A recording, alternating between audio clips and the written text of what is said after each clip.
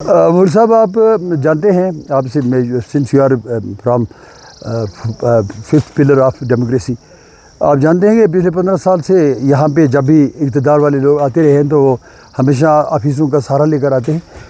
ہم نے اللہ سبحانہ و تعالیٰ کے کرم سے عوام کو دعوت دی کہ ایک میٹنگ کرنا چاہتے ہیں۔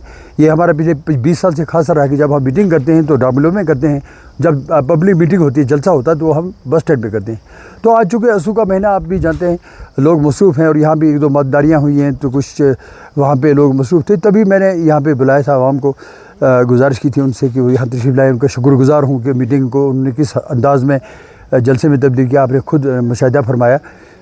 تو میں یہ کہنا چاہتا ہوں، اس سے تو سبھی میرا خیال پورا بھارت اس سے واقف ہے کہ اس وقت جموں کشمیر کی عوام ایک مظلوم کی سی حیثیت رکھتی ہے، دو چکیوں کی درمیان پس رہی ہے۔ جو عوام کے بنیادی مسائل ہیں ان کی طرف توجہ نہیں دی جا رہی ہے۔ جو ہم سے وعدے ہوئے تھے کہ 2 لاکھ سرکاری ملازمتیں دی جائیں گی نوجوانوں کو، تو بڑی ایک خوشائند سی بات تھی، اور ہمیں لگا تھا کہ جو مایوس ہمارا نوجوان ہے اس وقت ہماری سماج میں سب سے زیادہ کوئی مایوس ہے تو تعلیم یافتہ نوجوان ہے، تو ان کی طرف اب توجہ دینی شروع کی جائے گی۔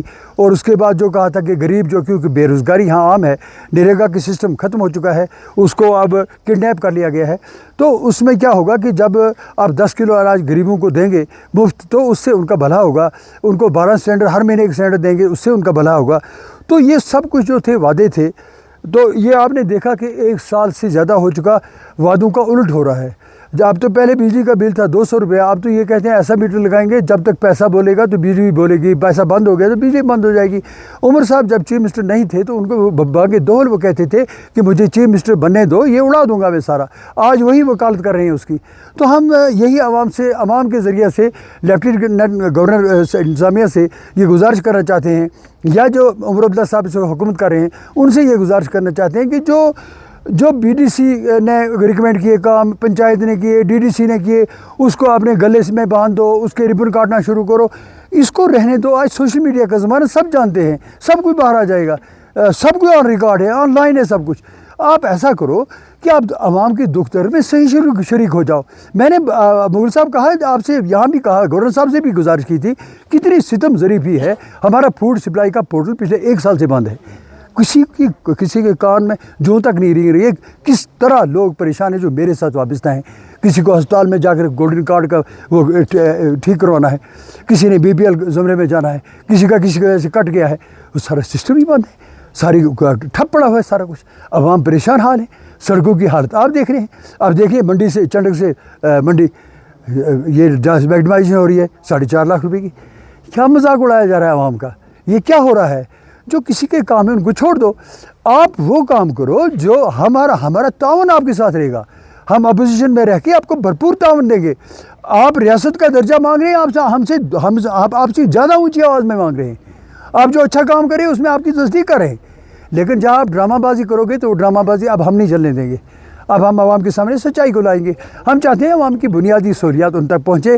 بجلی کے جو آپ نے یہ بلا رہے ہیں اس کو ریوائز کریں، اس فیصلے کو بدلیں۔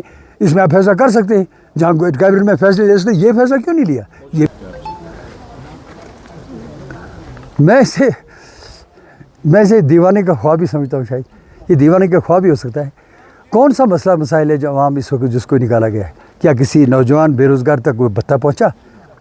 کیا کسی نوجوان کو روزگار ملا؟ کیا کسی غریب کو BPL کا سلنڈر ملا؟ کیا کسی غریب کے گھر 10 کلو اناج پہنچا؟ مدعا تو یہ ہے، اس پہ بات کریں نا۔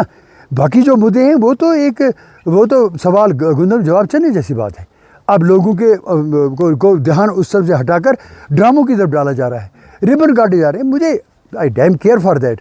میں نے آپ کے مادھیم سے 15 سال سے کہتا آ رہا ہوں، میں نے سب جگہ کہہ رہے ہیں 10 سال سے بگڑا ہوا کام اب میں نے شروع کرا۔ بھائی کون سی دودھ کی ندیاں تم بہا رہے تھے؟ اپنی پنچایت کا حال دیکھو۔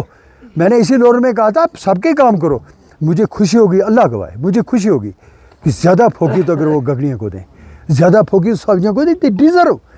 اس وقت اگر وہ کہہ رہے تھے نا کہ میں اب ماڈل ولیج بنانے جا رہا ہوں تانترے گام کو، تو میں کہنا چاہتا ہوں کینٹ کی طرف توجہ دے، وزلی کی طرف دے، پراڑی کی طرف دے، اس کی طرف سندر کی طرف دے۔ کتنے پریشان حال ہیں لوگ وہاں پہ، میں ان کو ان کی توجہ اس طرح مبذول کرنا چاہتا ہوں. میں یہ چاہتا ہوں کہ جو جھوٹی باتیں کر رہے ہیں اس کے علاوہ وہ عوام کے دکھ درد میں صحیح طور سے شریک ہوں, ہم ان کے ساتھ ہیں. بخدا مغل صاحب, بخدا ہم بالکل اس کے قائل بھی نہیں ہیں مغل اور اس کے ربن کاٹنے کے. تو اس کا مشاہدہ میں آپ کو بتا سکتا ہوں کہ ایم ایل اے میں رہا میں بہت کم دیکھا ہوگا تو آپ نے کہ میں کہیں ربن کاٹ رہا ہوں. کئی بار میں گھر میں بیٹھا تھا, لوگوں سے بات کر رہا تھا, تو میرے پاس آفیسرس آئے کہ کل ہم نے آپ نے وہاں چلنا ہے. تو میں نے ان سے پوچھا, ایمان سے کہہ رہا ہوں, وہ ذمہ دار پردیپ شرما صاحب بھی اس کو وہ ہی از آلسو اویئر. میں ان سے پوچھتا تھا کہ آپ پتہ کریں پردیپ شرما صاحب ادھر ہی, آپ ان کو لے کر جائیں. شاہون تانترے کیسے اس کا قائل ہو سکتا ہے کہ میں قبر میں جا رہا ہوں تو میں ربن کاٹوں, پلیٹیں لگاؤں, بڑے کچھ. یہ تو صدام حسین نے 50-50 فٹ کے پتلے بنائے تھے, ان کو کام نہیں آ سکے, نہ یہ ہمیں کام آئیں گے. اللہ نے اتنا تو مجھے روشناس کیا ہے نا, یہ اس کی مہربانیاں ہیں. واللہ اگر ہم کوئی اس میں نہیں ہے, جب ایم ایل اے صاحب ویمن کالج لائیں گے, جب ایم ایل اے صاحب میڈیکل کالج لائیں گے, جب ایم ایل اے صاحب کو انڈسٹری اسٹیبلش کروائیں گے, جیسے میں کوشش کر رہا تھا 2 ہی سال مجھے ملے, اس دن اس ربن میں ہم ان کے ساتھ ہوں گے. لیکن ایم ایل اے صاحب یہ کہیں گے کہ بیگانے کی شادی میں دیوانے مت بنو, جو بی ڈی سی نے کام کیا ہے اس میں آپ ربن کاٹو گے تو ہم مذاق اڑائیں گے. ڈی ڈی سی کا کوئی ریکمینڈ کیا کام آج منظور ہو کے آیا, آپ ربن کاٹو گے تو ہم مذاق اڑائیں گے. حسد نہیں کریں گے, مذاق اڑائیں گے, آپ کی بیوقوفی کا پھر مذاق اڑائیں گے. نہیں, رائے گاہ تو نہیں کیا, الحمدللہ کالج چل رہا ہے. وہ رائے گاہ نہیں ہم کہہ سکتے ہیں, ہم یہ کہہ سکتے ہیں کہ یہی لوگ تھے.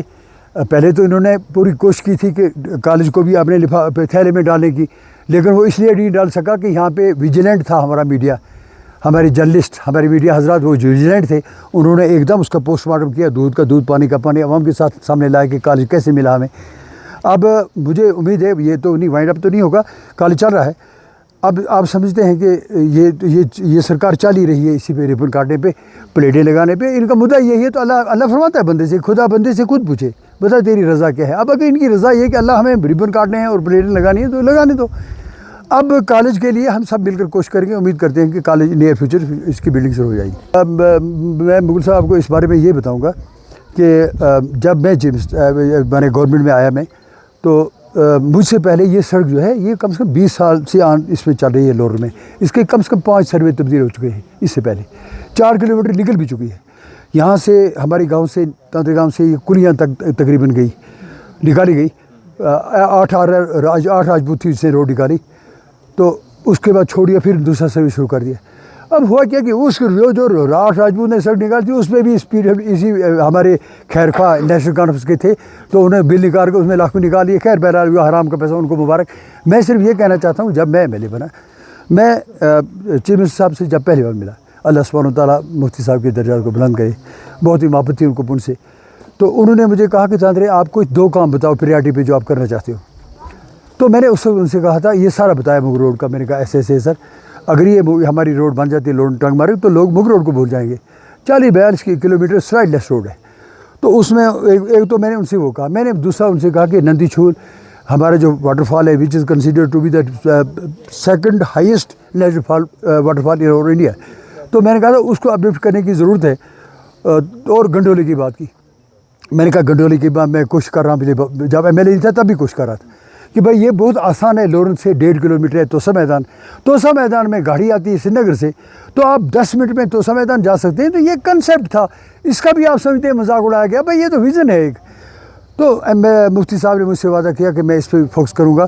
تیسرے دن انہوں نے مجھے آفس میں بلایا. انہوں نے کہا میں دلی میں بات کر لی ہے, گریف اتھارٹی سے بات کی ہے, میں خود آ رہا ہوں وہاں لورن میں, اس کام کو میں شروع کراؤں گا. اب یہ مفتی صاحب کی مہربانی تھی, وہ ہیلی کاپٹر میں آپ تشریف لائے, آپ جانتے ہیں سب. وہ ڈارگام میں سب میں گئے, وہاں پہ انہوں نے ربن کاٹا. جب تک ہماری گورنمنٹ رہی 10 کلومیٹر وہ ہم نے روڈ نکالی. گورنمنٹ گئی تو سب کچھ جاتا رہا. اب یہ اتنے حسد کے مارے ہوئے لوگ ہیں مغل صاحب, میں اتنا بتانا چاہتا ہوں, مجھے بہت دکھ ہوتا ہے اس میں.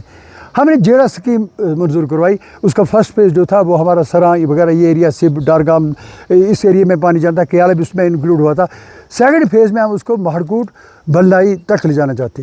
اس کا میں نے پروجیکٹ نبارڈ میں منظور کروایا, کوئی 4 کروڑ کے لگ بھگ. تو مین والی میری گورنمنٹ چلی گئی. اب جو باقی لیڈر آئے جن کو اقتدار ملا, انہوں نے صرف اس لیے اس پہ بات نہیں کرنی چاہیے کہ جو کہ شاہون تانترے لایا ہے. یہ نہیں سوچا کہ اس میں عوام کا گلا کاٹا جا رہا ہے, یہ نہیں سوچا. یہ سوچا کہ اگر یہ منظور ہوگی تو اس کے شاہون تانترے کا بھلا ہوگا. اللہ ان لیڈروں کو عقل دے.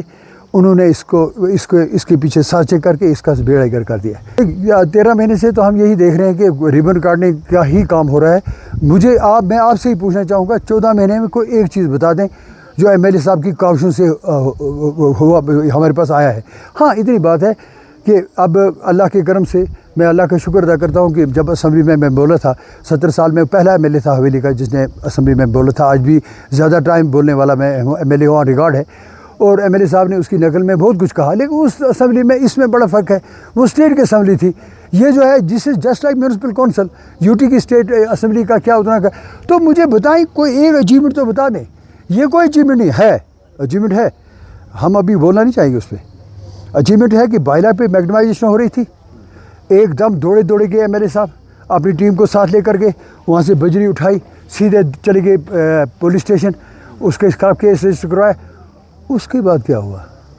اس کے بعد جو بات ہوئی وہ اندھیرے میں کیوں نہیں ہوئی وہ بھی میڈیا پہ آنی چاہیے تھا ایم ایل اے صاحب نے ڈاک میلوں میں very serious issue serious concern انہوں نے in presence of honourable health minister یہ ایلیگیشن لگایا کہ ڈسٹرکٹ ہاسپٹل جو ہے وہاں کمپیوٹر جو ریپیئرمنٹ ہوئی ہے پچھلے 6 مہینے میں 16 لاکھ روپے اس پہ خرچ ہوا ہے یہ تو تھا میڈیا میں اس کے بعد جو ہوا سلو گلو وہ اندھیرے میں کیوں ہوا وہ کیوں نہیں میڈیا پہ آیا یہ کچھ ایسی باتیں ہیں جن سے ہم باخبر ہیں لیکن وقت پہ ان کو بتائیں نوجوانوں کو میں نے آپ کے سامنے یہاں پیغام دیا ہے کہ نوجوانوں اپنی آس امید آرزو کو اللہ سے جوڑو اپنے ماں باپ کے قدموں میں جھک جاؤ ڈرگ سے دور رہو اپنے ملک سے محبت کرو اس ملک کے ہم سب سپاہی ہیں اس ملک کی حفاظت کرنا بھی ہم سب کا فرض ہے اور نوجوانوں کو یہ یقین دلانا چاہتا ہوں کہ جب وہ اللہ کی عظمتوں سے جڑیں گے اپنے ماں باپ کے قدموں میں بیٹھیں گے اللہ سے فریاد کریں گے تو ادونی استجب لکم اللہ فرماتا ہے کہ جب مانگو تو میں دوں گا